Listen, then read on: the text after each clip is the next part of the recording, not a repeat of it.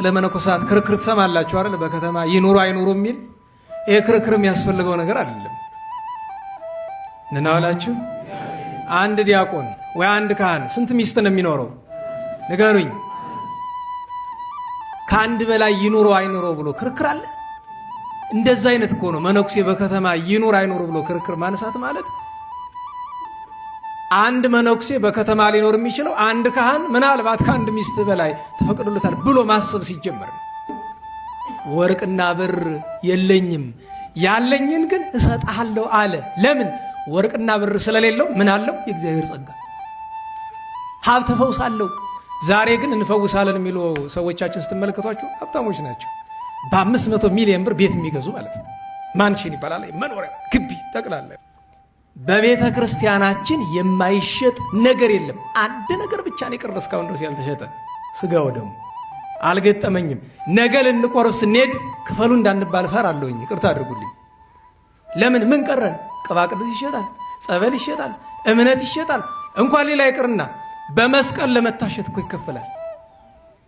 ነናዋላችሁ እንዲያው እሺ፣ ጸበሉ እምነቱ ምኑሽ እሺ፣ ምናልባት እንዲያው ስንቀበለው በስጋው አይን ያልቃል ብለን እናስብ። መስቀሉ ስለታሸንበት ያልቃል? ለምንድን ነው በመስቀል ለመታሸት የምንከፍለው? አንድ ገዳም ምእመናንን ኑና ከመነኮሳት ጋር ተቀላቀላችሁ ባለ አክብሩ ተብሎ ጥሪ አለ ወይ? መነኮስ ከጥቁር ራስ ጋር ይኖራል? አንድ ዋልድባ የኖረ አጣኝ ነበረ። 16 ዓመት ዋልድባ የኖረ ቋርፍ እየተመገበ እኔ ትክል ድንጋይ ያለሁኝ እህት ወዛለች፣ መነኩሴ ናት። ከሷ ዘንድ ሊጠይቃት መጣ። ከዋልድባ ወጥቶ መጣና ሽሮ አቀረበችለት። ሲበላ አስታወቀው። ለምን? ቋርፍን የለመደ ቀስ እያለ ሽሮውን ለመደው። ልብ በሉ ስተቱ እሱም ሲመጣ ቋርፉን ሳይዝ መምጣቱ፣ እህቱም መናኝ ሆና ሳለ ባለመረዳት ሽሮ አቀረበችለት። ቀስ እያለ ሽሮውን ለመደውና ወራት ተቆጠሩ። ከዛ አንድ ቀን አንተ የኔ ወንድም ወደ ገዳም ተመለስ እንጂ እንዴት ነው ነገሩ አለችው። አይ የማይሆነውን አይላትም። ምክንያቱም መነኮሳትን ወደ ከተማ የሚያፈልሳቸው ሁለት ነገር ነው፣ እናውቀዋለን። አንደኛ የመንኩስና ሕይወቱን ስለማይችሉት ነው። ምክንያቱም ወደ መንኩስና የተገባው ለመንፈሳዊ ምክንያት ስላልሆነ አይችሉትም። ሁለተኛውና ዋናው ትልቁ ምክንያት ወደ ከተማ የሚያስገባቸው ፍቅር ነው አይደል? በዓለም ታሪክ ቤተ ክርስቲያን እንደዚህ ዘመን በፍቅር ነው አይተፈትና አታውቅም።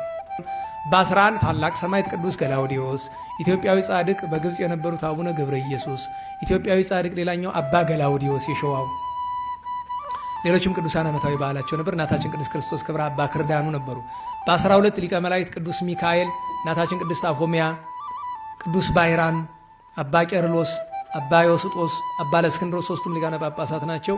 እና ኢትዮጵያዊ ጻድቅ ንጉሥ ቅዱስ ላሊበላ። ቅዱስ ላሊበላ የሚታወቅ በምንድን ነው? በመንኖ ጥሪት ወወልድ ወመንፈስ ቅዱስ